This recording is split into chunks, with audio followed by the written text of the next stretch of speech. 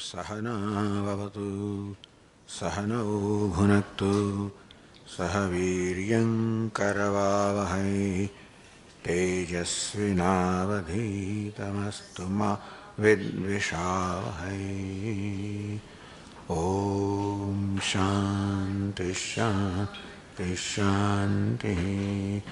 ॐ पूर्णमदः पूर्णमिदं पूर्णात् पूर्णमुदच्यते पूर्णस्य पूर्णमादाय पूर्णमेवावशिष्यते। ॐ शान्ति शान्ति शान्तिः।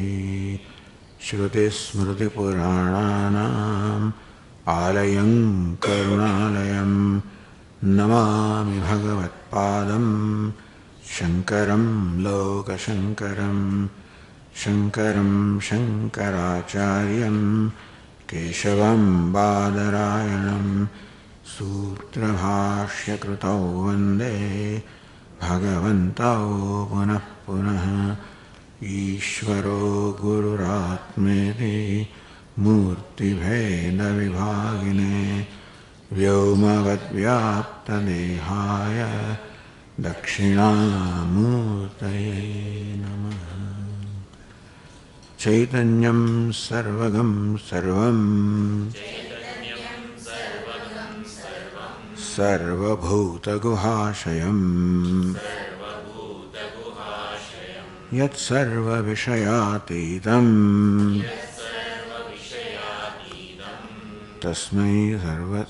तस्मै सर्वविदे नमः।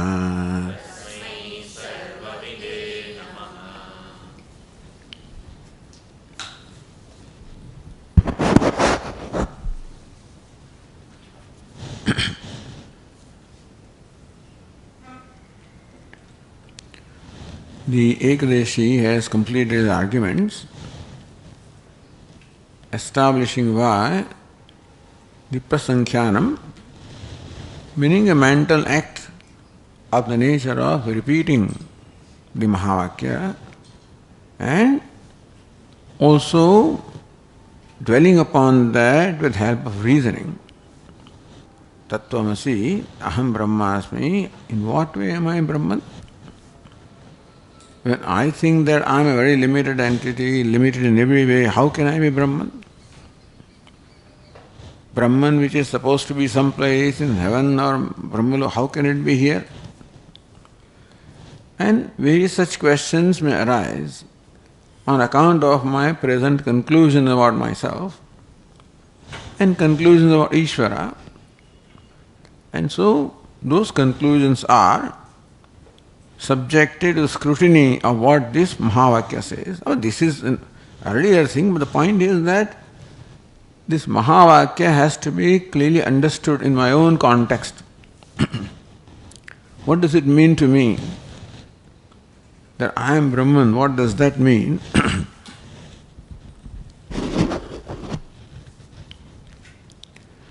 Although this is already done, but still, they say that it is not just repeating the Vakya, but along with that also the reasoning also, so repeating the Vakya with reasoning if needed. And that is what brings about the aparoksha jnanam or immediate knowledge. So this is the view of one school of Vedanta. Meaning that some karma is required. Point is, this prasankhyanam, even though it is repeating in the mind, mental repetition, still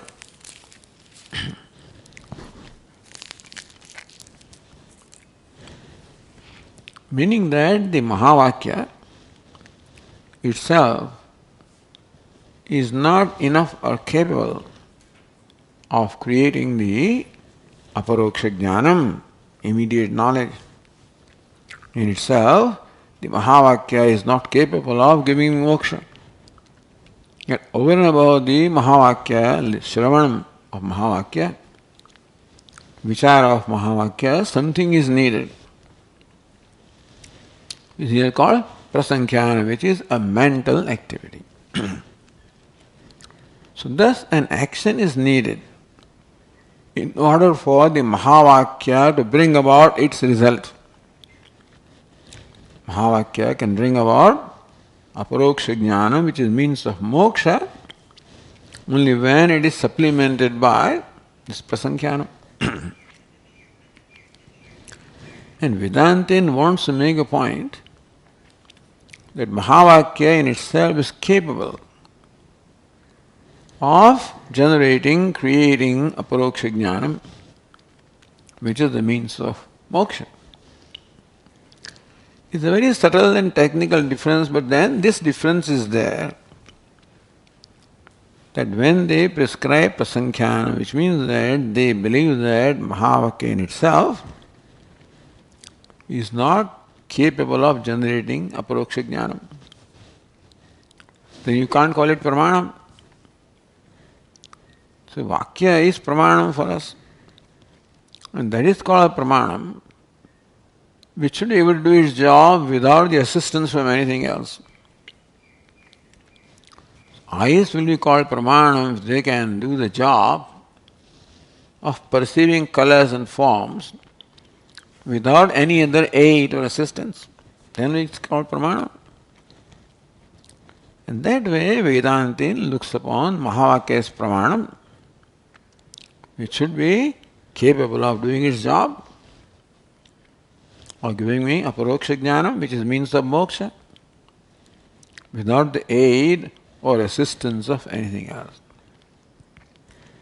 One thing that we may require this in preparation.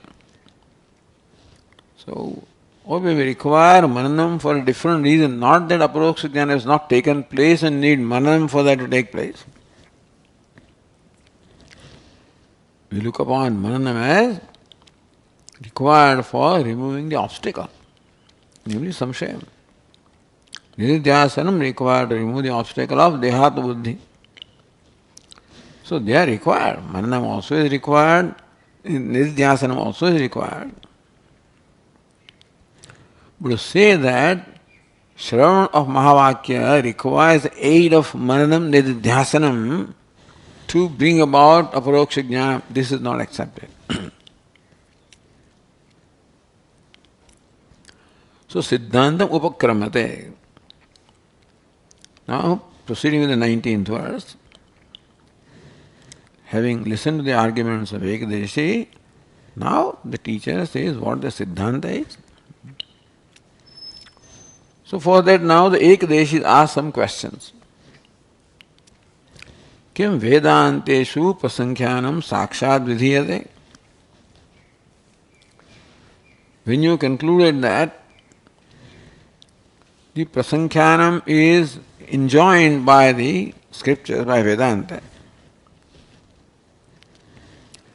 where do you find a statement in Vedanta which says that prasankhyanam, that enjoins the prasankhyanam, enjoins this mental activity called prasankhyanam?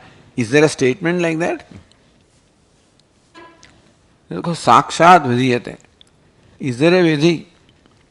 Is there an injunction directly, which is called shruti? That may you perform prasankhyanam.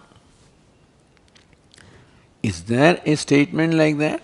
Does Vedanta prescribe that? Or kimva vartamanopadeshena phalavachan anupatya kalpyate iti.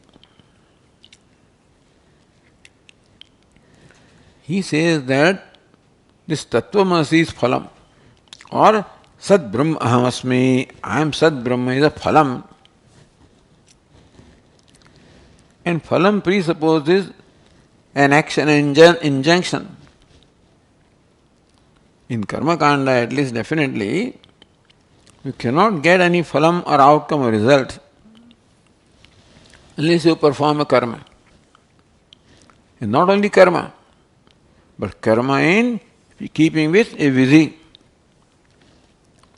So Swarga Kama Jyotishtomena Yajeta. Yajeta is a vidhi. Then when you perform that Jyotishtoma, then you will get Swarga, otherwise you will not. So this is was said earlier in the by Purva Pakshi, that you find that in Vedas this is the style. that first the result is presented, Swarga Kama, the one who is desire of Swarga, followed by Vidhanam, so Agnishtomena, Jyotistomena, Yajeta.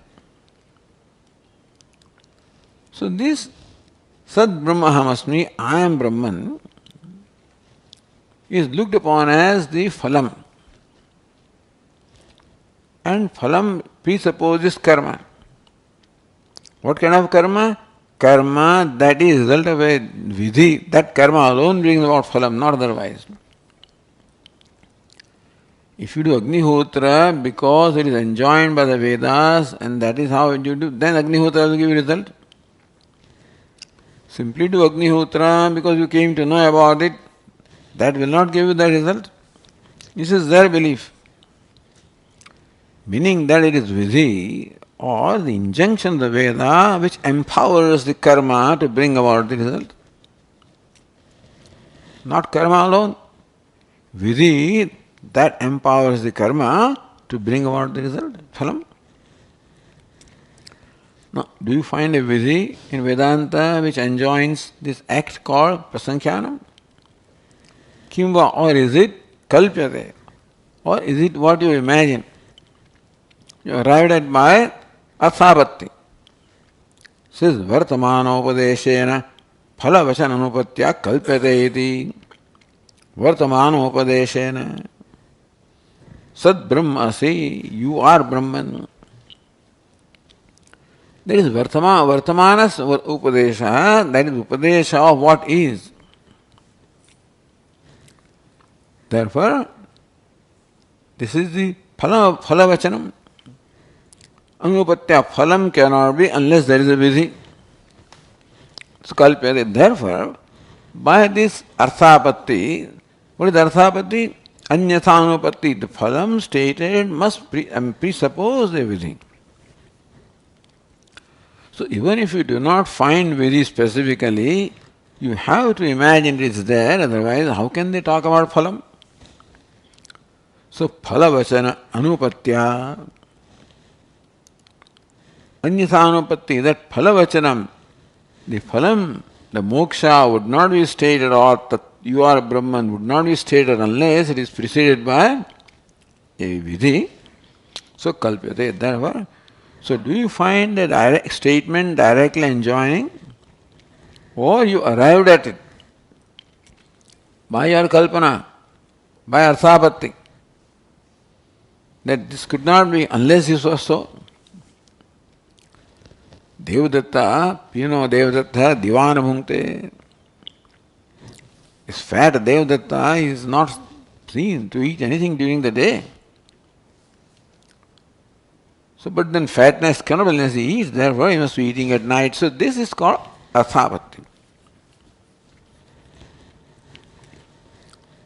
Because anyatha anupatti, it could not be otherwise. Somewhat different from anumanam. Anumanam where the evidence is right in front of you. Here you don't see him eating. So you arrive at this. And similarly you don't see any vidhi. You arrive at the vidhi that it could not be, without vidhi this act could not have given the result. So is that how you imagine that there is a vidhi of prasankhyanam? Tatra na adhya. There is no sakshat vidhanam. And so, the verse 19 in the reply says that Naita devam rahasyanam Neti netyavasanataha Kriya sadhyam purashravyam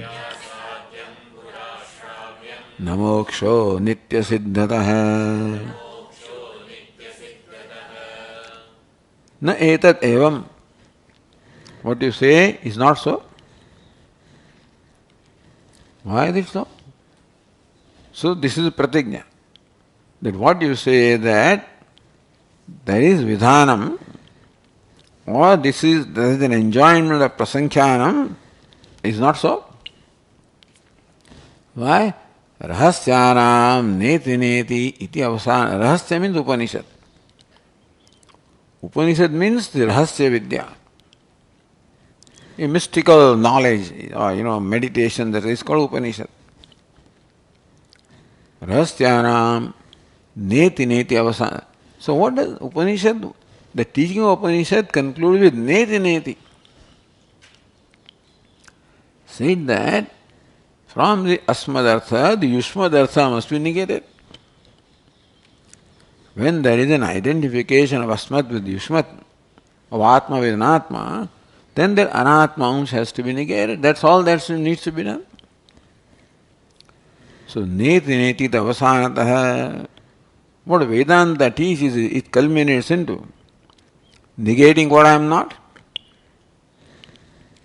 That's all that is required. Nothing positive, nothing has to be created there.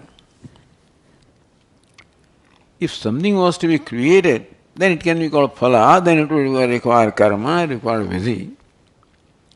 But here, there is negation of what is not and appreciation of what is. So we don't find the karma. In that process also you see that this is anatma by viveka, there is no action involved there. Kriya sadhyam parashravyam. Whatever is kriya sadhyam achieved by karma, pura means the purva kande, karma kande, shravyam is already included in the karma kanda. The moksha. Moksha is not the subject matter of karma kanda. Why? Nitya siddhata. So karma is to produce something which is not there. Utpatti, apti, samskruti, vikruti. Karma always is performed to bring about a change, such as creating what is not there. So karma kanda addresses itself to these needs of producing what is not there, reaching where I am not, transforming one state to the other, and purifying something that is impure. Na moksha, moksha does not fall in any of these categories. Therefore, moksha is not the subject matter of the pura or karma kanda. Why? Nitya siddhata. Because moksha is an already existing fact about the self. So the teacher in fact says, you are mukta, really speaking. Hey, you are liberated. Nasi samsari, you are not samsari. Nitya muktosi, you are nitya mukta, ever liberated. In that Upadesha, the teacher is asking us to see a fact about ourselves, which for some reason I fail to see, and therefore I am only urged to see the fact about myself. So in this process, no karma is involved, seeing is involved. In knowledge, any time, even a simple knowledge, a perception. Or when you are listening to these words, when the words strike your ears and the listening takes place, no karma is involved. In fact, you must give up all the karma in order for the listening to take place. Otherwise, if karma is going on, that listening will not take place properly. So knowledge takes place when there is no karma. Therefore, Upanishad treats with knowledge. Nitya siddhata, because Upanishad talks about nitya siddha vastu, what is already existing, what is already experienced. So the Tika says, Upanishad Vakyānām, Rahasyanām means Upanishad Vakyānām. Of the statements of Upanishad, the verse is Rahasyanām. So what is meant is Upanishad Vakyānām, of the statements of Upanishads. Neti neti avasanatha. Neti neti iti drushya nishedha dvara. There is a druk drushya aviveka, a lumping together of the subject and object. Therefore, presently the conclusion or notion that I have about myself, that I am so and so, includes both subject and object. I am part is subject and so is object. Therefore, neti neti the drishya nisheda dvara. Then realize that the body cannot be I because the drishya is object and the subject. The mind cannot be I, the sense organs cannot be I, prana cannot be I. Idam shariram kaunteya kshetramiti abhidiyate. Shariram, sthula shariram, sukshma shariram, he kaunteya, he kshetram, it is Vishaya. That way, netin is drishya. In drashta, the drishya is lumped together, so that is to be negated. What is negated is, what is meant by negating body is negating identification of the body. Or not judging myself based on body, that I am tall, short, so that negation is the tall and short and fair and dark are lumped together with I am, so that is drishya. Tadavati matre. And you can negate so much. Drishya can be negated. Object can, this drashta cannot be negated. Subject cannot be negated. So avadhi. Where will this process of negation, where will it end or conclude? Tad avadhi matre brahmatma swarupe. When you come to the very negator, whose nature is Brahman, so this negation will ultimately conclude in recognizing the nature or swarupa of negator, which is Brahman. Parivasana. So this is what Upanishads do. They primarily teach us by negating what I am not and leaving then what I am with what I am. Vedantaram na vidyartha ityartha. This does not involve any action. It involves seeing viveka. And therefore, it cannot be a result of any vidhi. It cannot be phala of a vidhi. So, number one, prasankhyanam sakshat na vidiyate. We do not find any statement in Vedanta which enjoins an action such as prasankhyanam. Already you may not find a clear statement, but arthapatti, anyathanopatti. This could not be unless there was a vidhi, so you imagine vidhi, even though it is not. So that also is done very often. Bhashyakar also does it. Even though there may not be clearly a verb of vidhanam. So he argues greatly in Brihadaranyaka Upanishad. Bhikshacharyam charanti. Putreshanayaha, vitteshanayaha, lokeshanayaha, vyuthaya, atha bhikshacharyam charanti. So then these mendicants, they become renunciates, they become the wandering monks, so they give up everything to devote themselves with the contemplation on Vedanta. So their statement, bhikshacharyam charanti, which is statement of Vartaman Kala fact. It says, Bhikshacharyam chareyuhu, you must understand that vidhi. So Vedantian also does it.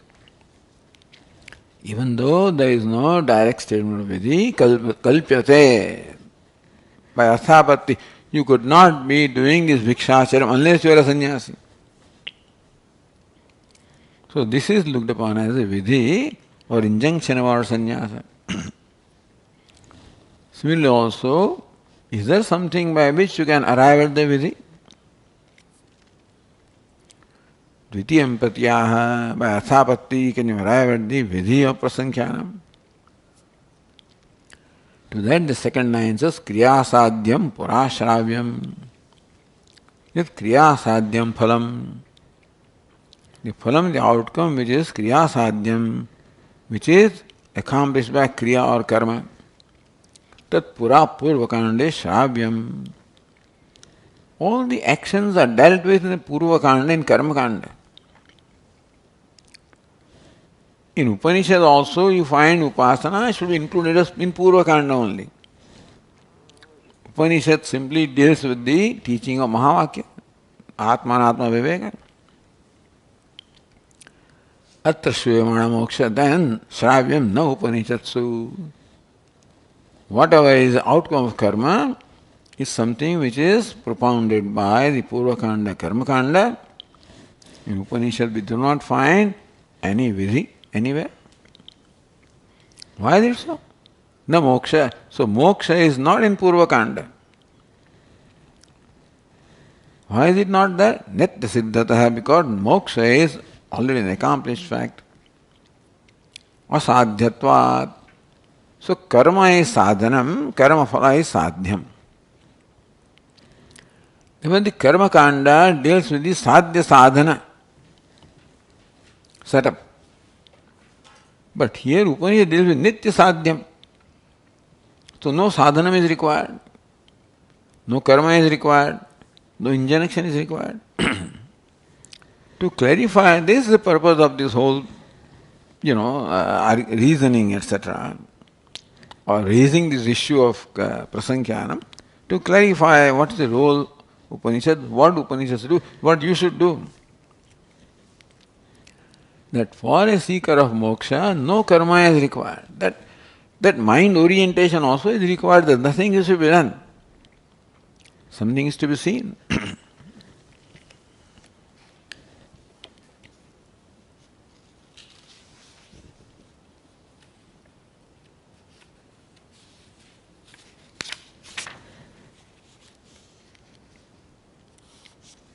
Continuing with the next verse.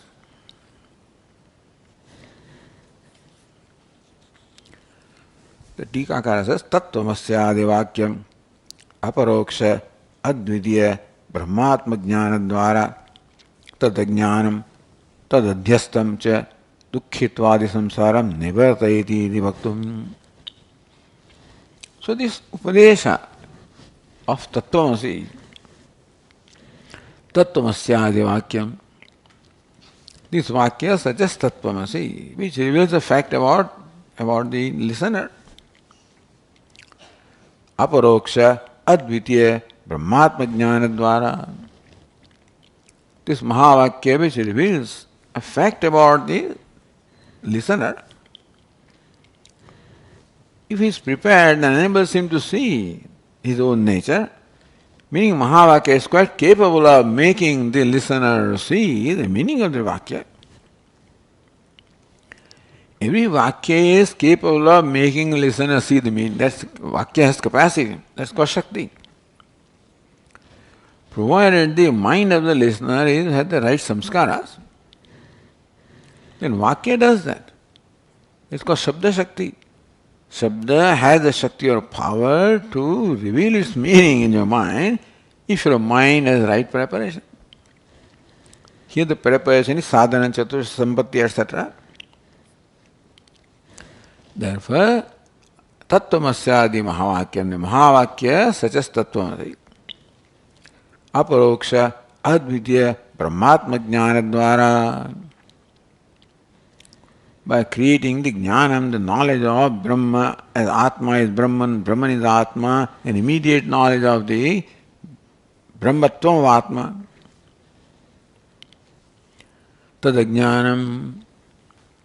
So this statement creates a knowledge of the true nature of myself and dispels ignorance about myself. Tadadhyastam cha. Ignorance causes adhyasa. Ignorance is avarana and vikshepa. So not knowing my true nature and taking myself to be contrary to what I am, that's adhyasa. Dukhitvadi samsaram. So the samsara is dukhitvadi, that I am dukhi. Dukhitvam, the state of being dukhi. That I am dukhi, that is samsara. There is no samsara out there. Vedanta says that only samsara is my conclusion that I am a dukhi. So dukhitvadi samsaram. This statement, by creating immediate knowledge about myself, removes ignorance and the consequence of ignorance of taking myself what I am not, identifying with anatma, looking at myself as a limited entity, and therefore dukkhi. So dukkhitvam, or the sorrow, is the result of finding myself a limited entity. When I see myself as a limited entity, what is meant by limited is that I am not adequate as I am. In my own perception, I am not adequate.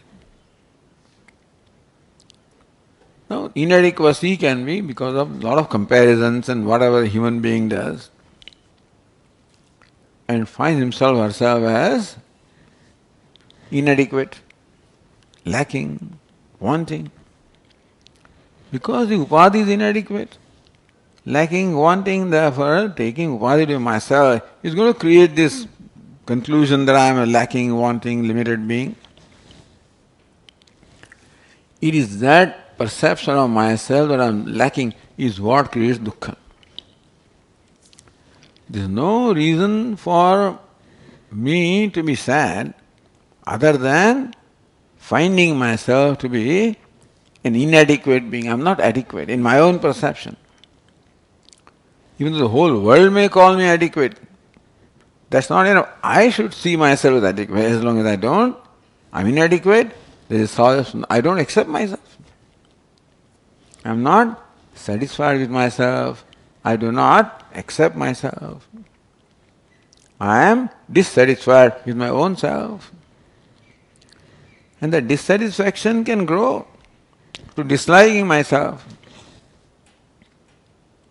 rejecting myself, condemning myself. So all that leads to all kinds of mental problems, All sadness or shoka is a result of self-dissatisfaction that can build up to a point where I hate myself, then I am depressed. So all mental problems, including leading up to depression, all of them arise on account of this perception I have of myself. And that is dukkhitwadi samsara. And that internal dukkha then can result into my behavior, and all kinds of other outside conflicts are all problems of the conflicts within myself. If I don't settle account with myself, then I have a problem with the world also. So dukkhitwadi samsaram nivartayati. This knowledge, by giving me the vision of the true nature of myself, and by helping to eliminate all the wrong conclusions called adhyasa notions, dukkhitwadi samsaram nivartayati. Dukkhitwadi, finding myself dukkhi. Dukkham asti asti iti dukkhi. The one who possesses dukkha is called dukkhi. Why is it dukkha? Because of inadequacy, lack or want. In the wake of my seeing what I am, that lack or want goes away. And so this knowledge, by removing the false knowledge or notions, also removes samsara. If samsara was more than ignorance, knowledge cannot remove that. Vedantin says that samsara means shoka and moha are simply products of ajnanam, and therefore knowledge is capable of removing, and only knowledge can remove them ultimately. Vaktum ajnana adhyastam dukkhaditi atra drishtantamaha. The dukkhadi is ajnana adhyastam. Dukkha, etc., sorrow, etc., is nothing. Adhyastam is a result of adhyasa, superimposition, born of ajnanam. So, avaranam, vikshepa is the result of avaranam, ajnanam. Iti yatra drishtantama. How samsara, dukkhitwadi samsara, is a notion.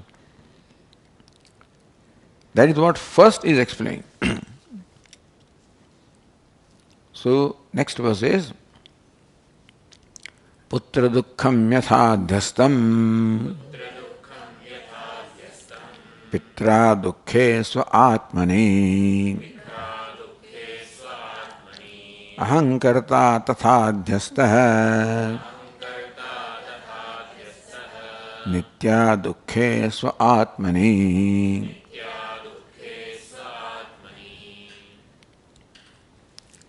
Yatha pitra putra dukkham adhyastam. Just as father feels sad because of the unhappiness, some problem with the son. Very common thing. Son is the dearest to the father, and therefore something happens to the son, it affects the father. So, adukhe sve atmani pitra adhyastam. Or one's own atma or the self, which is adukhe. Atma, which is devoid of all the dukkha upon that adukhi Atma, dukkham is superimposed by the father because of the dukkha of the son. Common phenomenon. This example is because Atmavi putra namasi, the Pita looks upon putra as Atma, so he is very dear. This can apply to anything. Meaning dukkha happening to someone who is dear to us is going to affect us. So this is a phenomenon observed. This we know what adhyasa is, by the way. So first line gives the example of adhyasa. How what belongs there is thought to belong to me or taken to belong to me. What happens in the movie, I superimpose on myself, I have those feelings. So those movies were not there, but then adhyasa, so this is an example of adhyasa.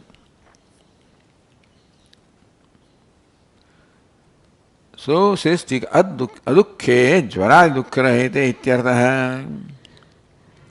The son is suffering from fever, jvara, etc. Father has no fever. And still he feels the same pain or dukkha that the son is experiencing. So this is drishtanta, is known to everybody. Darshtantikamaha, this drishtanta is given to illustrate. This illustration is for what is illustrated? Dashtante. Second line says, ahankarta tathadhyasta nitya dukkhe sva atmani. Tatha ahankarta adhyasta nitya adukkhe sva atmani. Tatha similarly, nitya adukkhe sva atmani. Atma is nitya adukha. Pitra adukkhe atmani. The Pita looks upon himself as Pita and doesn't have dukkha. But here Atma is nitya dukkhe. Atma is ever devoid of any dukkha or sorrow upon Atma such as that. Ahankarta adhyastha, I am karta, the notion of kartrutva, bhoktrutva, which is source of all the guilt and hurt, etc., is superimposed. So ahankarta is the evidence of samsari. One who looks upon oneself as karta and the bhokta is the classical samsari. Because from there, rest of the dukkhas arise. So says Tika, nitya adukkhe sada dukkhadi samsarahite sve means swarupe atmani nirupadike. Which atma is devoid of dukkha? Nirupadika atma. So upadika means where there is identification with upadi, that atma is dukkhi. Because dukkha is not in upadi also, dukkha is not in atma also. There is no dukkha, sorrow or sadness in body mind. No, there is sadness in it. It's combination of the two which creates sense of helplessness. That is where the sadness happens. Sada dukkhadi samsarate sve swarupe atmani. The self which is ever devoid of any kind of dukkha. Upon that nirupadike. My true nature is nirupadika. The upadi, body, mind, sense is a costume. And I am the one who wears that costume, therefore I have no relation with the costume. And still just as an actor may superimpose in the dharma, the limitation of costume upon himself, An extremely wealthy actor may think I am a beggar. So also the limitless, ever adukhi Atma thinks I am dukhi.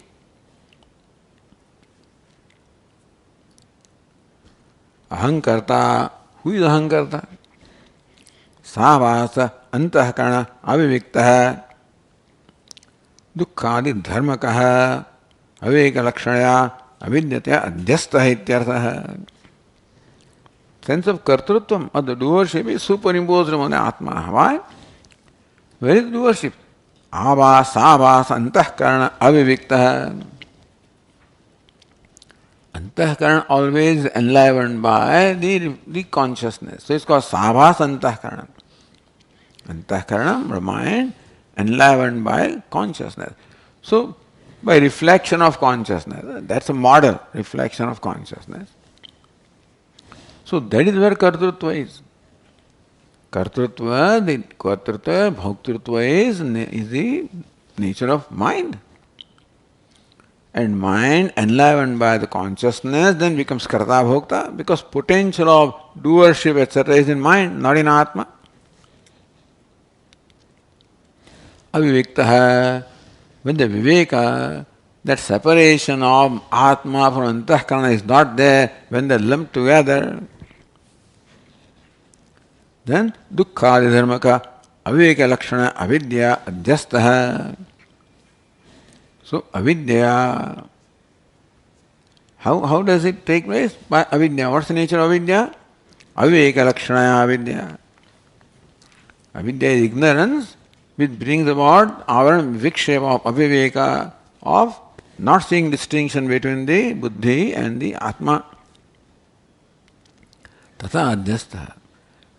So the manner in which a father superimposes dukkha upon himself because of dukkha of the son, so dukkha belonging to son is superimposed upon the self by father. So kartrutvam belonging to the upadhi is superimposed upon Atma, and then Atma is thought to be karta, that is samsara.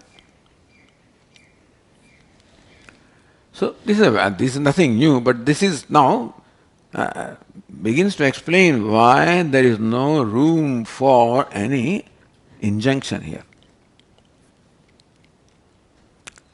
Now ahankarta is the pathe. So ahankarta becomes the third case. By ahankara.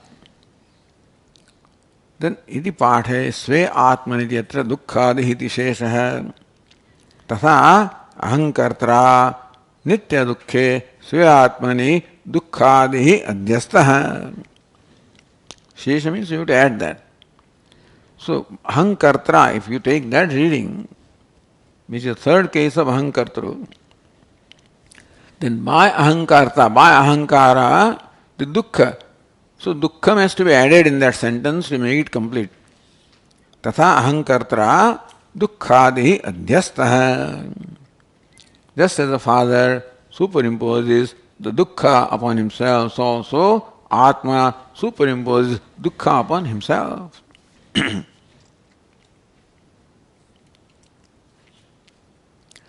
Atmana brahmasvabhava ajnanena adhyastya samsara. Slowly the teacher is developing, starts with fundamental and then slowly develops.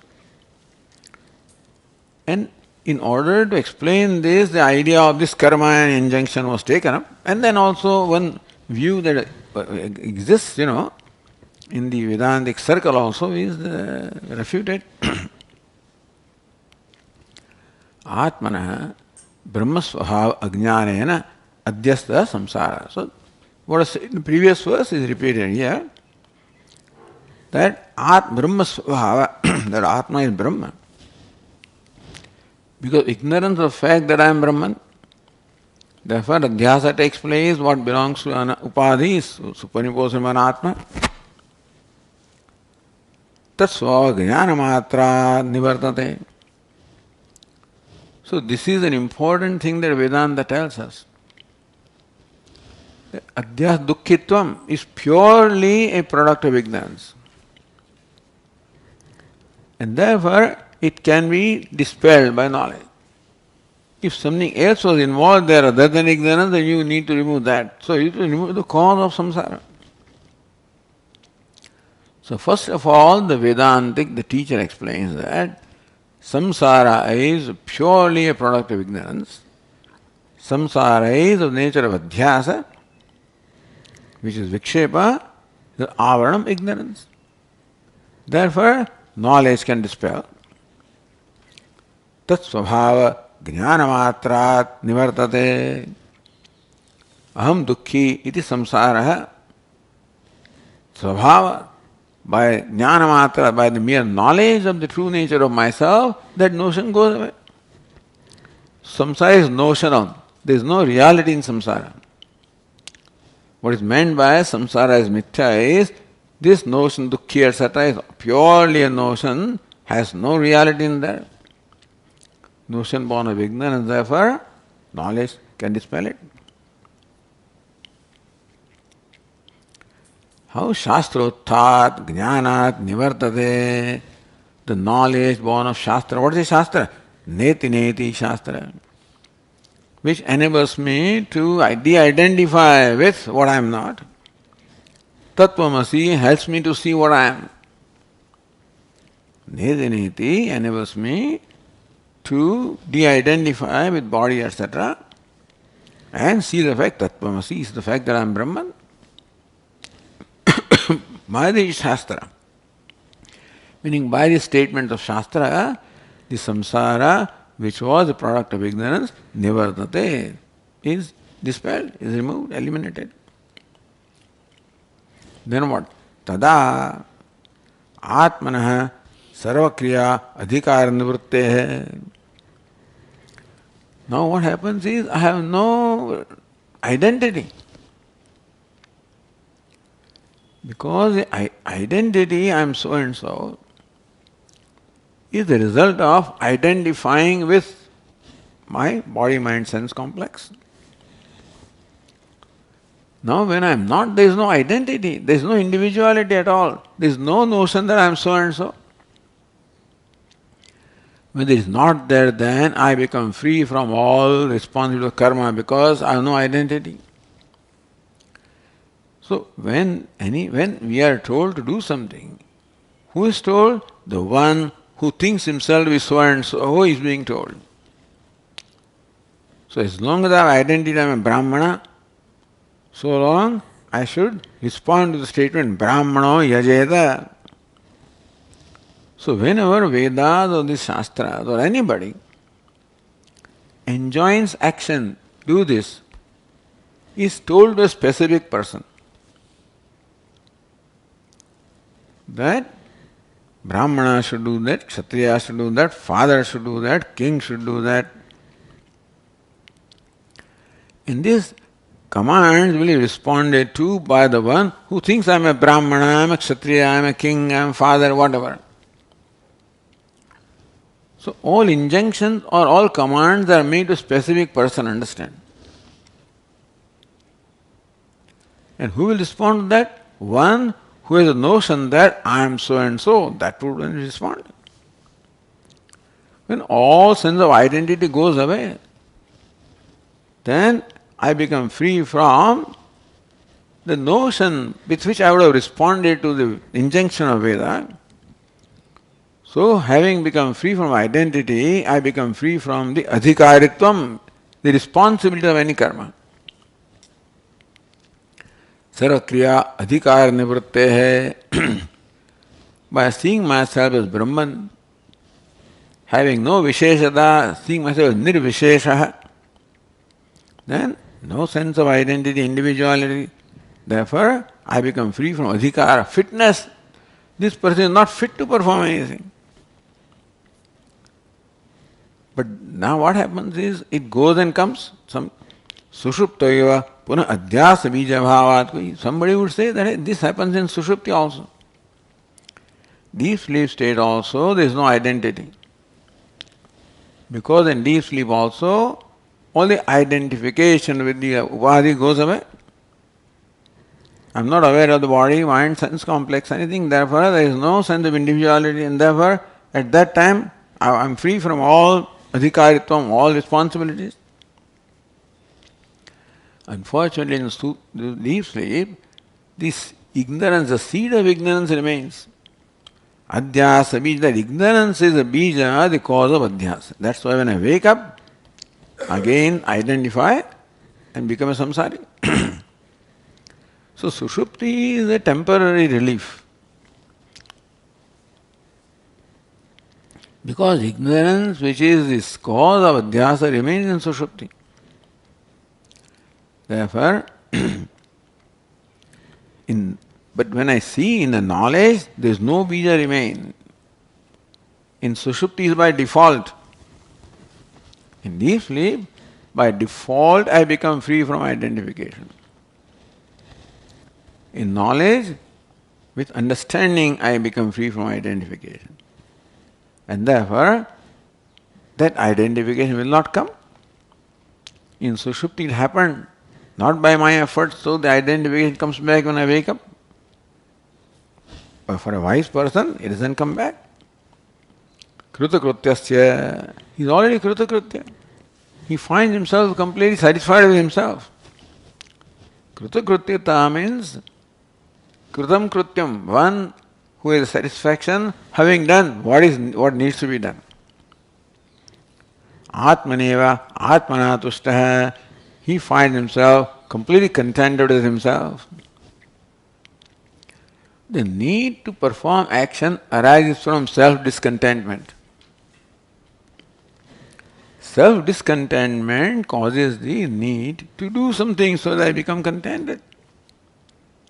My basic need is contentment. Whenever I find myself discontent, I become restless. I must do something to become free from that discontentment. So all actions emerge from me because of the discontentment from myself. But that was because of looking upon upadhi as myself. So cause of discontentment goes away in the wake of seeing what my true nature is. So now there is no urge or compulsion to do something. I may do anything that I want, but no compulsion to do. So freedom not from action, freedom from compulsion to act. So you can, who feels compelled to act, he will respond to the vidhi. So prasankhyanam also is a vidhi, which I will respond to if I found in need of that. But since I become free from need, prasankhyanam vidhi, prasankhyanam vidhi avasara, this is no occasion for the vidhi telling him to do something. That fellow has become free from all karma adhikara, free from all the needs of karma. So even if you say do this, he won't respond to it. Therefore, any vidhi can be there for the one who sees a need. This person is free from need, therefore prasankhana vidhi cannot be. So the next verse is Sodhyaso neti neti ti praptavat pratishidhyate bhuyodhyasa vidih kaschita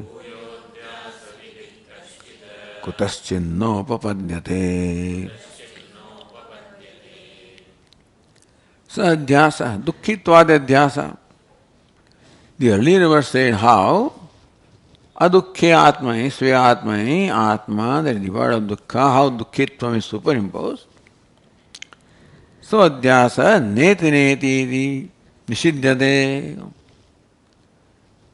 I think I am dukkhi because I am father, I am son, I am mother, I am so and so, that is cause of dukkha. And by the prakriya of neti neti, that is eliminated, I become free from all complexes. Neti praptavat pratishidhyate. That adhyasa is negated as though it is there. Atma is told, you are not father, you are not son, as though he is father and son. No. Praptavat, as though it is there, in reality there is no adhyasa. Atma, you cannot superimpose anything upon Atma. But this is a thought that I am so and so. Praptavat will be taken up further as though it is there. Praptavat. Meaning that what the Upanishad negates is not what is there, which is thought to be there. When he says, hey, you are not father, not that I am father and I am told I am not father. I think I am father. You follow? The important thing is the negation of the notion, not of reality. When he says, asthulam ananu, you are not gross, you are not subtle, is because I think I am gross, I am subtle. Not that I am gross and I am told you are not gross. Do you follow? That actor, hey, you are not a beggar. Now, if he is real beggar and he is told you are not a beggar, then it's a different thing. But praptavat, as though he is beggar, because he thinks he is beggar, even though he is not. And so he says, somebody says, you are not the beggar. Prapta, as though the beggar is there, he is told you are not beggar. Not that the real beggar is said you are not beggar. That would be a different matter. But here, there is no real beggar. But when he thinks I am beggar, he is told you are not beggar. Then only it will work. A real beggar, you are not beggar, it won't work anyway. You create a new notion. But here, there is as though beggar, therefore is told you are not beggar. Praptavat, as though obtained, as though acquired. Praptavat pratishidyate. Negation can be only for that which is not there, otherwise Upanishad does not negate samsara which is existing. What is samsari? Who has a notion I am samsari, he is told you are not samsari. Bhuya. Now, having removed the adhyasa, then you say you do this work, do prasankhyanam. Then you do further, because for doing something adhyasa of kartritva must be there. So adhyasa being removed once, how can I again do adhyasa to respond to that injunction? Bhuya adhyasa vidhi kaschit, for anybody, kutaschit, under no circumstances, upapadyate. The whole teaching is for removing adhyasa. When you say now you perform this action, that requires adhyasa of kartrutvam.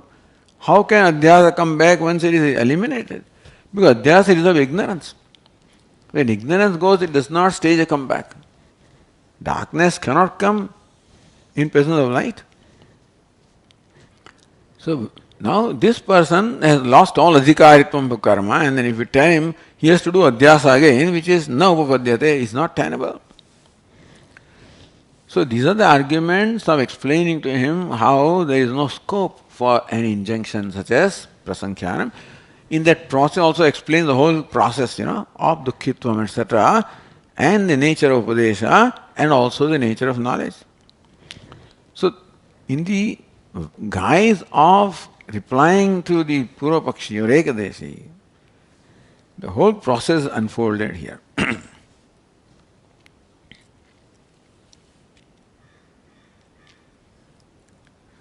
The Tikakara says, Praptavaditi Vati Prayogat. Prapta, and then Vat Pratyay is added, Matu Pratyay is added, Praptavat. But his vat here is as though, is not possession. Praptavat. As though attained. So, adhyasa, as though being there, although it is not there. Notion I am dukkhi, when he says, and you say you are not dukkhi, it's not that he is dukkhi. As though dukkhi. As a notion is negated and not a reality. Iti vati prayog vastu vritya praptya bhavad. In reality, that adhyasa, meaning that fact is not there, it is merely notion that is negated and not a fact about this student. So by using this vatu pratyaya, matu pratyaya, praptavat, which is in sense of as though prapta, the teacher says, in fact there is no adhyasa, there is no samsara. Samsara that is thought to be there is eliminated, is negated, not the samsara which is there. That's important,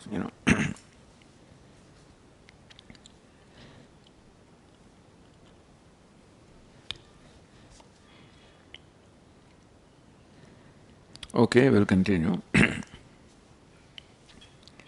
Om Purnamadah Purnamidam Purnat Purnamudachyate Purnasya Purnamadaya Purnamevavashishyate.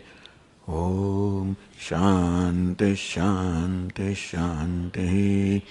Shankaram Shankaracharyam Keshavam Badarayanam Sutrabhashyakritau Vande Bhagavantau Punah Punah. Ishvaro Gururatmedi Murti Bheda Vibhagine Vyomavadvyapta Dehaya Dakshinamurtaye Namaha. Om Shanti Shanti Shanti. Hari Om. Shri Gurubhyo Namaha. Hari Om.